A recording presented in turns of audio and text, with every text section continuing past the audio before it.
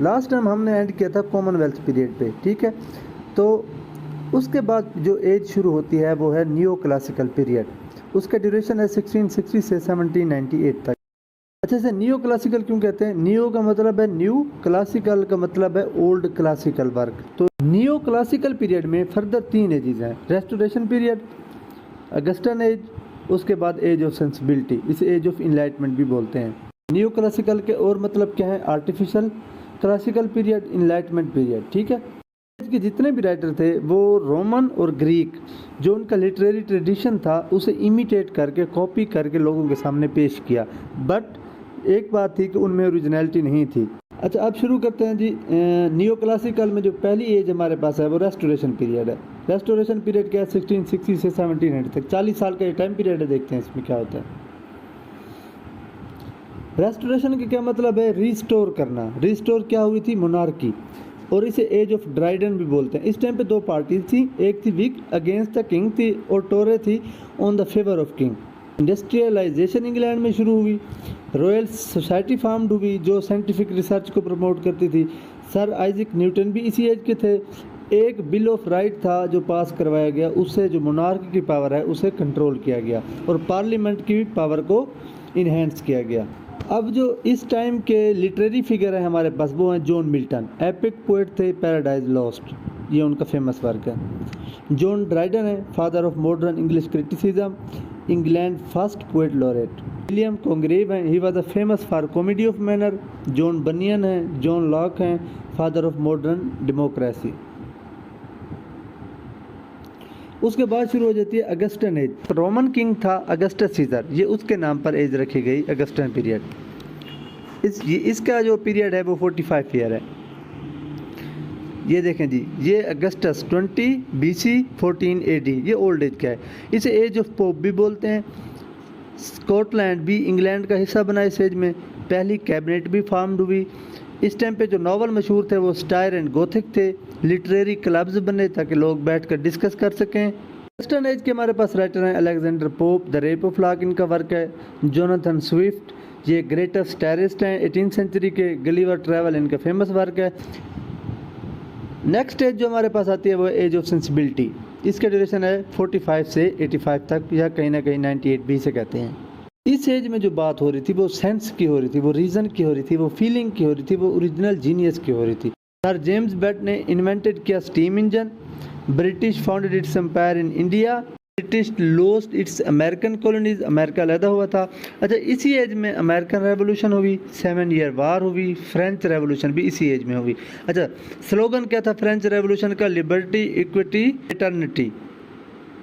As के हमारे पास राइटर हैं doctor Samuel Johnson, father of English dictionary, Shakespeare critic, first lexicographer in English, one who writes dictionaries. उसके बाद हमारे पास जो राइटर हैं वो Goethe, the greatest national poet of Germany. उसके बाद Henry Fielding, father of English novel, Sir Walter Scott, father of regional and historical novel. उसके बाद ये मेरी फेवरेट एज है, रोमांटिक पीरियड शुरू होता है 1798 से 1832। रोमांटिक पीरियड को शुरू किया था विलियम वर्ड्सवर्थ ने और एस टी कॉलरिज ने। The golden age of lyric, age of revolution बोलते हैं। स्लोगन क्या था? Art for art sake. अच्छा, थीम क्या थे इस एज के? लव फॉर नेचर, ब्यूटी पे, common people, common language, super naturalism, ये जिनके थीम पे इस पे जो है वो पोइट्री होती थी। अगर हम विलियम वर्ड्सवर्थ की बात करें तो वो पोएट ऑफ नेचर हैं, poet of childhood, lake poet, father of romantic as. इनका फेमस वर्क है लिरिकल बैलेड और डैफोडिल्स। नेक्स्ट जो हमारे पास राइटर हैं वो एस टी कॉलरिज हैं, पोएट ऑफ सुपर नेचुरलिज्म है। लिटरेरी कोलैबोरेटर थे वर्ड्सवर्थ के, इनके साथ काम करते थे और नशई भी थे। फेमस बुक है बायोग्राफिया लिटरेरिया। नेक्स्ट है हमारे पास पीबी शैले, टाइटल क्या है? रेवोल्यूशनरी पोएट हैं, लिरिकल पोएट हैं, पोएट ऑफ विंड हैं, poet of hope and regeneration है। He was expelled from Oxford university for atheism. Next हमारे पास हैं John Keats, poet of beauty हैं, पोएट ऑफ सेंसेशननेस हैं, अ डेथ हंटेड पोएट हैं, youngest poet of English literature. वो physician थे, surgeon थे, डॉक्टर थे।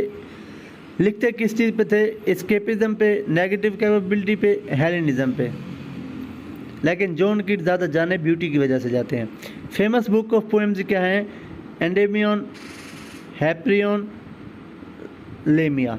नेक्स्ट हमारे पास है विलियम ब्लेक। विलियम ब्लेक एक पोएट भी थे और एक पेंटर भी थे। फेमस बुक है song of innocence, song of experience.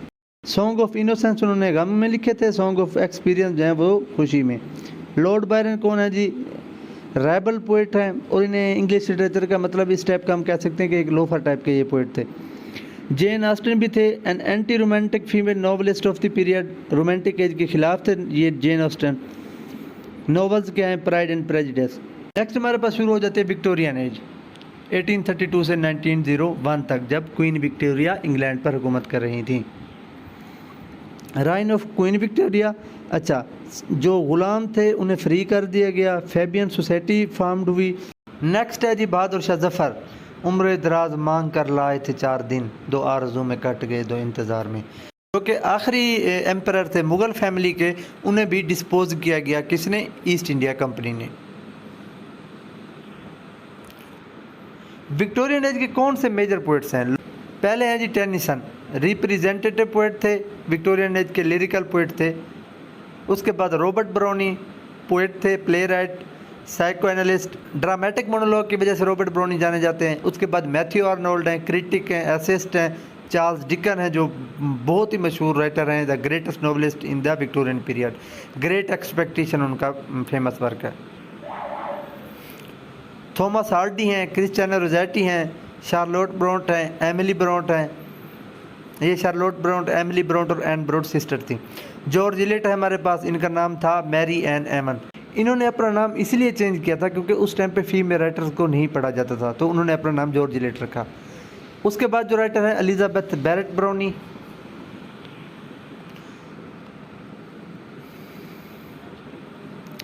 Karl Marx भी इसी एज से बिलोंग करते हैं। जर्मनी में पैदा हुए लेकिन इंग्लैंड में सेटल हुए। Father of socialism, modern scientific communism, famous German philosopher थे। पायनियर ऑफ मार्क्सिज्म, मार्क्सिज्म को तो आप सारे जानते होंगे। नेक्स्ट है हमारे पास Oscar Wilde, Irish born novelist and dramatist. Dramatist भी थे और नॉवलिस्ट थे।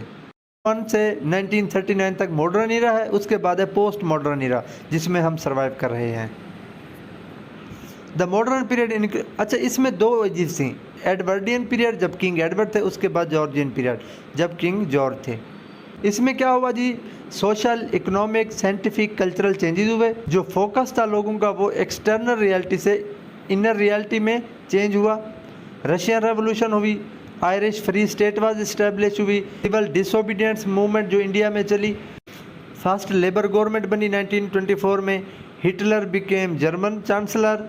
स्पेनिश सिविल वार हुई रिपब्लिकन और नेशनलिस्ट के दरमियान। World war first BC age में हुई, world war second BC age में हुई। राइटर है हमारे पास AC Bradley, Andrew Cecil Bradley. Famous critic of Shakespeare थे। शेक्सपियरियन ट्रेजेडी इनका फेमस बुक है। शेक्सपियरियन ट्रेजेडी इनकी फेमस बुक है। बर्ट्रैंड रसल है हमारे पास, फिलोसफर थे, लॉजिशियन थे, mathematician, historian, writer, social critic and political activist. Nobel prize मिला उन्हें 1950 में। और उसके बाद जो एक बेहतरीन राइटर हैं चिनुआ अचीबे, ये हमारे पास जो हैं अफ्रीकन लिटरेचर के जो हैं ये फादर हैं। और इनकी मैंने एक बुक पढ़ी है थिंग्स फॉल अपार्ट, जिसमें वो सारा कुछ बताते हैं अफ्रीकन सोसाइटी के बारे में। D.H. लॉरेंस है हमारे पास, David Herbert Richard Lawrence, famous novelist of modern age हैं। His characters always portray himself. अच्छा, उसके बाद E.M. फोस्टर हैं, पैसेज टू इंडिया बहुत बड़ा वर्क है। जॉर्ज ऑरवेल हैं, एनिमल फार्म भी बहुत बड़ा है। नेक्स्ट है हमारे पास George Bernard Shaw, father of modern English literature and drama. Henry Gibson को बहुत ज़्यादा मानते थे, greatest play writer of modern period है। गिब्सन जो है हमारे पास वो नॉर्वेजियन प्ले राइट हैं, फादर ऑफ ड्रामा है, फादर ऑफ मॉडर्न ड्रामा है। फेमस प्ले है डॉल्स हाउस। J.K. रॉलिंग है जिन्होंने लिखा था हैरी पॉटर। उसके बाद है जोसेफ कॉनराड, फेमस नॉवलिस्ट थे, इनका जो वर्क है हार्ट ऑफ डार्कनेस। उसके बाद रडियार्ड किपलिंग थे, ब्रिटिश जर्नलिस्ट थे, ब्रिटिश नॉवलिस्ट थे। सैमुअल बेकेट है हमारे पास, Irish born dramatist. Famous play है Waiting for Godot, absurd play है। और सैमुअल बेकेट ने ये थिएटर ऑफ अब्सर्ड को इंट्रोड्यूस करवाया। भी इसी एज से बिलोंग करते हैं। Virginia Woolf famous female novelist हैं। William Golding British novelist. W.H. Auden है हमारे पास, US में सेटल हुए इंग्लैंड से आकर। फिर ये मॉडर्न पीरियड के राइटर हैं। W.B. यीट्स है national poet of Ireland, famous critic, poet, dramatist हैं, सिम्बोलिज्म की वजह से जाने जाते हैं। और उसके बाद लास्ट जो है वो विलियम फॉकनर हैं, अमेरिकन राइटर हैं। ये सब मॉडर्न एज के हैं। Thank you so much.